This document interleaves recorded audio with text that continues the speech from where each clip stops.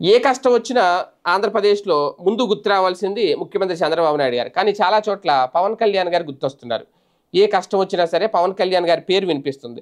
ఇప్పుడు ఎక్కడ అనకాపల్లి జిల్లాలో అనకాపల్లి జిల్లా దేవరాపల్లి మండలం చింతలపూడి పంచాయతీ దగ్గర ఆదివాసీలు గిరిజనులు రోడ్డెక్కి పవన్ కళ్యాణ్ గారు మా గోడు పట్టించుకోండి అని చెప్తున్నారట. ఇంతకీ ఏంటి అంటే అది కూడా వాళ్ళ మోకాళ్ళ మీద కూర్చొని చేతులెత్తి దండం పెడుతున్నారట పవన్ కళ్యాణ్ గారికి.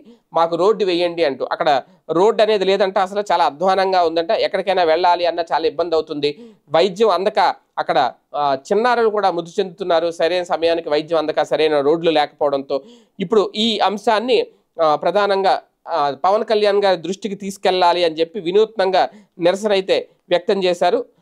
రెండు చేతులు జోడించి దేవరాపల్లి మండలం చింతలపూడి పంచాయతీ శివారు వీరభద్రపేట ఆదివాసీ గిరిజనులు చిన్నారులు పవన్ కళ్యాణ్ గారిని వేడుకున్నారు. ఇప్పటికే చాలామంది చిన్నారులు మృతి చెందుతున్నారని చెప్పుకొచ్చారు.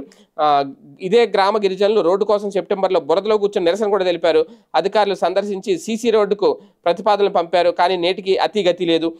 మండల కేంద్రానికి 8 కిలోమీటర్ల దూరంలో ఉన్న ఈ గ్రామానికి రోడ్డు నిర్మిస్తే అనంతగిరి మండలం సోలుబొంగు, వలసల గరువు, పాటి గరువు గ్రామాల గిరిజనుల కష్టాలు కూడా తీరేవి.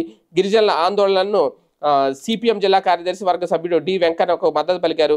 పవన్ కళ్యాణ్ 2 నెలల క్రితం దేవరాపల్లికి ఆనుకుని ఉన్న అనంతగిరి మండలం గిరిజన గ్రామాల్లో పర్యటించి ప్రతి గిరిజన గ్రామానికి రోడ్డు సౌకర్యం కల్పిస్తామని, డోలి మోతల భారం తప్పిస్తానని కూడా చెప్పారు.